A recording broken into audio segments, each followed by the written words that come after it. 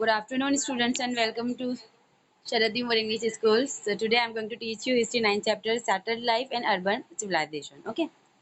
So let's see what we are going to learn in this chapter. 9.1 Use of metals.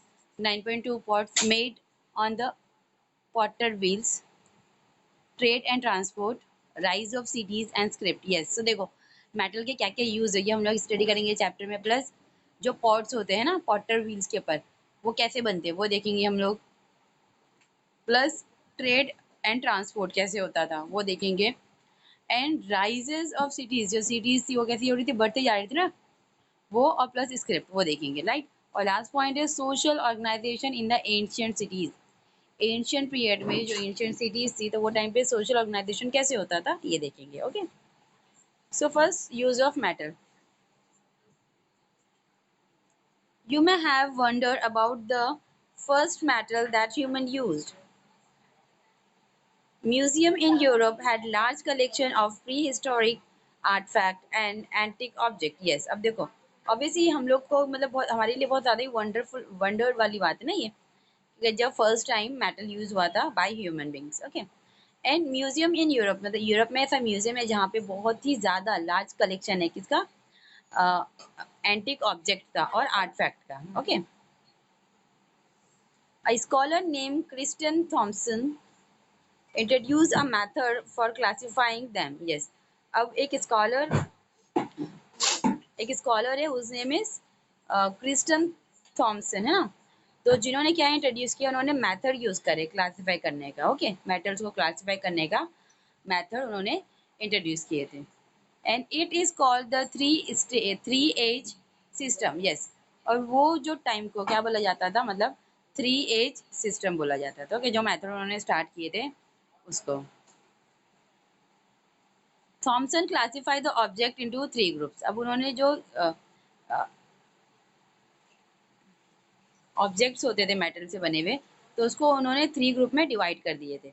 तो first है stone tools. Stone age जो stone tools बनाए जाते थे तो वो कौन सी एज में होते थे स्टोन एज में होते थे right. Copper tools and other copper articles copper age. अब जो कॉपर टूल्स और अदर कॉपर आर्टिकल्स बनाए जाते थे वो कौन सी एज में होते थे कॉपर एज में. मतलब ऐसा उन्होंने डिवाइड क्लासिफाइड किया था वो टाइम को. Iron tool iron tools and other iron articles iron age. Okay. मतलब ये जो स्कॉलर थे थॉमसन है ना उन्होंने क्लासिफाई किए थे ऑब्जेक्ट्स को. हाँ. तो जो स्टोन टूल्स के जो मतलब ऑब्जेक्ट होते थे तो वो स्टोन एज. और जो कॉपर टूल्स के और अदर कॉपर आर्टिकल्स होते थे वो कॉपर एज. और आयरन टूल्स के और अदर आर्टिकल्स होते थे तो वो आयरन एज के होते थे. Okay. Thomsen established with the help of evidence that stone tools were the earliest. फिर उन्होंने क्या किया उसके ऊपर मतलब बहुत अच्छी स्टडी की मेटल के ऊपर. और फिर उनको मतलब उन्होंने क्या इस्टेब्लिश किया मतलब सारी एविडेंस मतलब सारे प्रूफ को देखते हुए सारी इन्फॉर्मेशन कलेक्ट करते हुए उन्होंने क्या बताया कि ये जो स्टोन टूल्स है तो ये बहुत ही अर्लीस्ट मतलब बहुत ही पहले बने हुए हैं. Okay. The period of copper tools and articles was next. Yes. फिर जो पीरियड मतलब जो पीरियड था कॉपर टूल्स जब ऐसा पीरियड जहाँ जब कॉपर टूल्स बने थे आर्टिकल्स बने थे है ना तो वो उसके बाद वाला पीरियड था. किसके बाद वाला स्टोन एज के बाद वाला पीरियड था. ओके. मतलब सबसे पहले जो टूल्स बनाए गए थे वो कौन से थे स्टोन टूल्स थे. और वो कौन सी एज में बनाए जाते थे स्टोन एज में राइट. और जो कि सबसे पुराने बहुत अर्लीस्ट थे. ओके.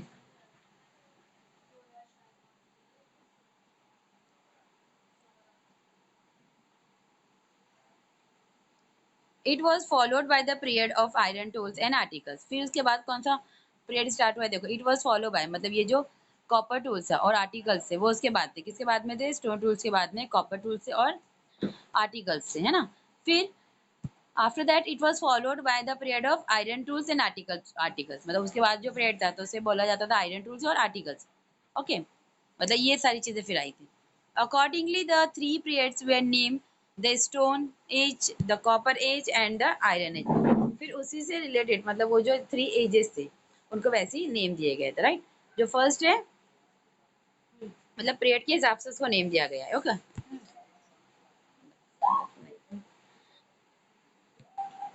आंटी क्या है यार.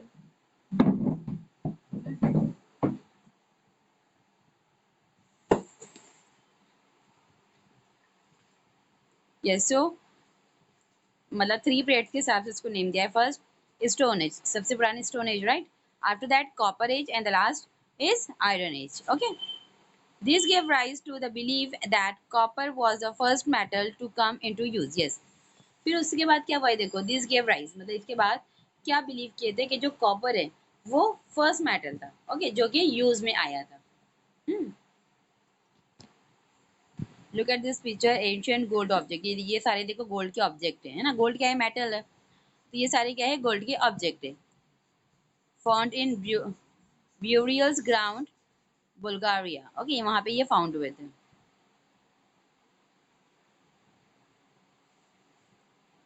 Actually gold was the first metal to be use. Yes, so मतलब ऐसा देखा जाए तो जो गोल्ड है ये सबसे फर्स्ट मेटल है जो यूज में आया था। Gold is a soft metal, और गोल्ड जो है वो कैसा मेटल है, सॉफ्ट मेटल है। So it could not be use for making tools and implement. Obviously वो सॉफ्ट होता है ना गोल्ड, इसकी वजह से उससे हम लोग क्या नहीं बना सकते, टूल्स और इम्प्लीमेंट्स नहीं बना सकते। ओके, जैसे वेपन्स जो हथियार लोग यूज़ करते हैं ना, टूल्स यूज़ करते हैं हंटिंग के लिए, शॉपिंग के लिए, जैसे किचन में चीज़ें यूज़ करते हैं, जैसे अभी हम लोग नाइफ यूज़ करते थे, तो पहले लोग ऐसे टूल्स यूज़ करते थे। तो वो सब नहीं बना सकते गोल्ड से, क्योंकि गोल्ड कैसा होता है, सॉफ्ट होता है, इसकी वजह से।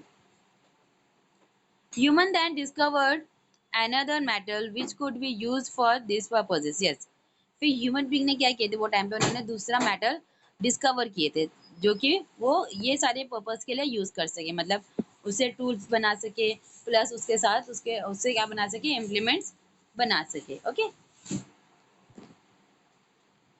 दैट मेटल वाज कॉपर, और वो कौन सा मेटल उन्होंने डिस्कवर किया था, copper. The period when copper came into use, it known as the copper age. Yes. अब कॉपर का जब पीपल्स ने यूज करना स्टार्ट किए थे, so that period was called age copper age. Okay, next one 9.2, pots made on the potter wheel. देखो ये Potter wheel है, अब इसके ऊपर क्या बना रही है, पॉटर पॉट बना रहे हैं ना। द कॉपर एज,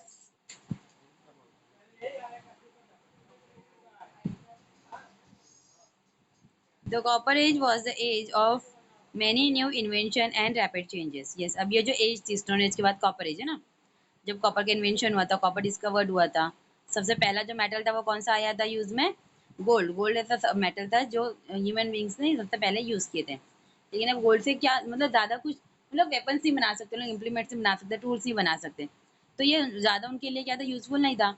तो ऑब्वियसली उनको क्या ज़रूरत था, टूल्स और इम्प्लीमेंट्स, तो इसके लिए उन्होंने दूसरा कॉपर यूज़ किया, और वो था दूसरा मेटल यूज़ किया, वो था कॉपर। अब कॉपर जब डिस्कवर हुआ है ना, तो मतलब वो जो पीरियड में डिस्कवर हुआ कॉपर, तो वो पीरियड को बोला जाता था कॉपर एज। सो यहाँ पे क्या दिया हुआ है देखो, जो copper age was the age of, अब ये जो कॉपर एज वाला जो पीरियड था है ना, तो वो कौन सा एज का पीरियड था, जब बहुत ही ज़्यादा न्यू न्यू इन्वेंशन हो रहे थे और बहुत ही रैपिडली चेंजेस आ रहे थे। Okay, the invention of the wheel is the most important among them. Yes, अब वो सब में मतलब सबसे ज़्यादा इम्पोर्टेंट जो इन्वेंशन था वो कौन सा था, व्हील का था। Okay, it is generally agreed that the wheel was first used by Potter. Yes, और ऑब्वियसली हम सबको पता है ये जो व्हील है वो जनरली कौन यूज करता है, व्हील के लिए मतलब व्हीकल्स में तो यूज होता ही है ना, जैसे कार्ट में यूज होता ही है, व्हीकल्स में नहीं, कार्ट में यूज होता है ना ये वाला व्हील। सो बट और कौन यूज करता है, पॉटर्स यूज करते हैं ना, for making pots. It use to cart and chariot probably began a little later. Yes, मतलब पहले जो ये व्हील था तो उसका खाली यूज कहाँ पे होता था, पॉटर बनाने में होता था, पॉट बनाने में होता था पॉटर के थ्रू। लेकिन बाद में उसका जो यूज है वो कहाँ पर हुआ, कार्ट और चैरियट्स में होने लगा था। Okay, 9.3, trade and transport. Once the potter began to use a wheel, it became possible to make pots in large number. Yes, अब जब मतलब पीपल को, ह्यूमन बीइंग को पता, मतलब ऑब्वियसली वो जब बनाने लग गए पॉट है ना, मतलब पॉटर, स्पेशली पॉटर जब व्हील्स बनाने लग गए, तो उसके बाद क्या हुआ है, मतलब ऑब्वियसली जो कि मतलब जो पॉट्स है वो ज़्यादा, मतलब ज़्यादा क्वांटिटी में बनने लग गए थे, है ना। ठीक है, मतलब ये सब कॉमन हो गया था ना वो टाइम में, क्योंकि जिसके पास व्हील है तो वो पॉट बना सकता है। तो अब इतने सारे लोग पॉट बनाएंगे तो जो पॉट्स की क्वांटिटी है वो क्या हो गई थी, लार्ज हो गई थी। In this period, people started making symmetrical and colorful pots with beautiful design on them. Yes. फिर वो पीरियड में क्या होता था, जो पॉटर्स थे, जो पीपल्स थे, वो कैसे साइमेंट्री और कलरफुल पॉट्स बनाते थे और उसके ऊपर बहुत अच्छी अच्छी ब्यूटीफुल डिजाइन बनाते थे. Okay. Potters and other craftsmen began to live close each other in the village settlement. Yes. अब जो पॉटर होते थे और जो क्राफ्ट्समैन होते थे, है ना, अदर जो क्राफ्टमैन होते थे, वो कैसे रहते थे, एक दूसरे के नजदीक रहते थे विलेज सेटलमेंट में. Okay. So as to manage their work more easily. क्यों नजदीक रहते थे, ताकि वो दोनों मिल मतलब आप एक दूसरे का जो वर्क है उसको मैनेज कर सके easily. We can say that this became the industrial area of that village. Yes. अब ये जो जहाँ पे मतलब पॉटर रह रहा है और क्राफ्टमैन रह रहे हैं, तो ये एरिया को वो टाइम पे क्या बोला जाता था, इंडस्ट्रियल एरिया बोला जाता था, मतलब विलेज की. Where skilled craftsman had their settlement and settle of production. Yes. वहाँ पे क्या कौन मतलब देखो, कौन रह रहा है वहाँ पर, पॉटर्स रह रहे हैं और जो क्राफ्टमैन है वो रहते थे, है ना. सो जो ज़्यादा ही टैलेंटेड जो क्राफ्टमैन थे, तो वो वहाँ पे सेटल हो गए थे और वो किस चीज़ का सेंटर बन गया था, वो एरिया विलेज का प्रोडक्शन का सेंटर बन गया था. Okay. This happened mainly in those village settlement where the raw material was easily available. Yes. अब ये जो सेंटर बना है प्रोडक्शन का, तो ये चीज़ें कहाँ पे हैपन हो रही थी, जहाँ पे विलेज सेटलमेंट, मतलब जहाँ पर जो विलेज सेटलमेंट है और उन लोगों के पास रॉ मटेरियल इजीली उनको अवेलेबल हो जाते हैं. रॉ मटेरियल मतलब जैसे पॉट बनाना है ना, तो पॉट बनाने के लिए उनको क्या चाहिए, सॉइल चाहिए, विल चाहिए, वाटर चाहिए. तो ऐसी जगह पे होता था ये सेटलमेंट, मतलब विलेज में ऐसे जो पॉटर्स होते थे, ऐसे पीपल्स होते थे जहाँ पे रॉ मटेरियल इजीली अवेलेबल होता था. ओके. जहाँ पे ये सारी चीज़ें उनको मिल जाती थी, वहाँ पे ये मतलब विलेज सेटलमेंट में वहाँ पे ये चीज़ें होती थी. ओके.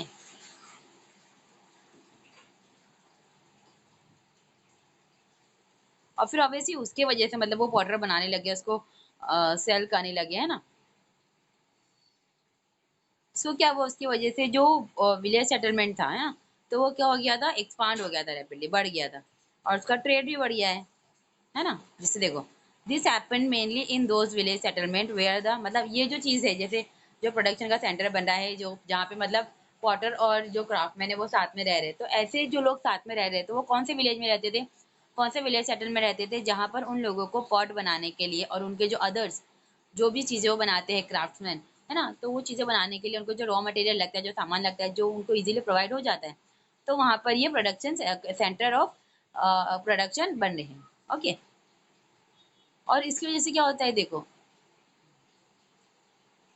और वहाँ पे कैसी सिचुएशन होना चाहिए, ट्रेड की सिचुएशन होना चाहिए. और फिर ये सारी चीज़ों की वजह से वो जो विलेज होता है वो क्या हो गया, एक्सपांड हो गया था रैपिडली.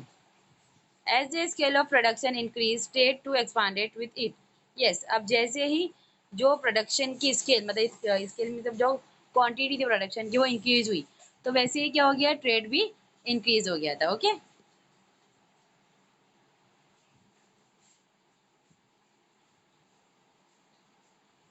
यस. सो जैसे ही जो प्रोडक्शन होता है वो इंक्रीज हो गया, कैसे इंक्रीज हो गया, मतलब जैसे मतलब हाँ, जैसे मतलब ऑब्वियसली वो मतलब लोग वहाँ पे रहने लगे, पॉटर और ये लोग साथ में, है ना, तो उन लोग ने ज़्यादा से ज़्यादा प्रोडक्शन किया किसका, पॉट का, है ना, और जो दूसरे अदर क्राफ्ट मतलब जो दूसरी चीज़ें होती थी उसका, तो उसकी वजह से क्या हुआ, जो प्रोडक्शन भी इंक्रीज हो गया और जो ट्रेड है वो भी एक्सपांड हो गया, बढ़ गया. Therefore, there was a need to change the old system of transport. Obviously, अब इसकी वजह से क्या हुआ, जो ट्रांसपोर्ट सिस्टम है, जो पुराना वाला और ट्रांसपोर्ट सिस्टम है, उसको भी चेंज करने की ज़रूरत थी. It was in this period that wheeled vehicles like cart and chariots were first brought into use. Yes, फिर उसके बाद क्या हुआ था, ये पीरियड में जो व्हील व्हीकल जैसे बुलक कार्ट, ये सारी चीज़ें यूज़ में आई थी, है ना. व्हील व्हीकल बोलते हैं ना उसको, जैसे कार्ट और चैरियोट्स, ये फर्स्ट टाइम मतलब यूज़ में आई थी. Okay. Now rise of cities and script. Long distance trade, rapid transport of goods, and center of large scale production are factors that brought together people engaged in different type of work. Yes. अब जैसे long distance trade की वजह से और rapid transport, मतलब transport भी वो time पे इस तरीके से ट्रांसपोर्ट करना भी बहुत बड़ी बात थी ना, तो रैपिड ट्रांसपोर्ट ऑफ गुड्स की वजह से और सेंटर ऑफ लार्ज स्केल जो प्रोडक्शन हो रहा है जहाँ पे उन लोगों का जो सेंटर है, तो उसकी वजह से जो प्रोडक्शन के फैक्टर्स थे वो क्या हो गए थे, सब एक साथ आ गए थे ना। और पीपल क्या हो गए थे, एंगेज हो गए थे by doing their different different work. This gave rise to cities. अब इसकी वजह से क्या हो रहा था, जो सिटीज है, जो विलेज है, वो सिटीज में कन्वर्ट हो रहे थे, बढ़ रहे थे ना, इंक्रीज हो रहे थे। इट बिकेम नेसेसरी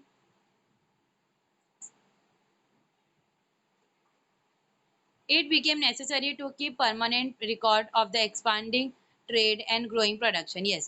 अब देखो ये बहुत ही ज़्यादा क्या है, नेसेसरी था वो टाइम पे, क्या रिकॉर्ड रख सके, परमानेंट रिकॉर्ड रख सके किसका, जो ट्रेड एक्सपांड हो रहा है उसका और जो प्रोडक्शन हो रहा है उसका।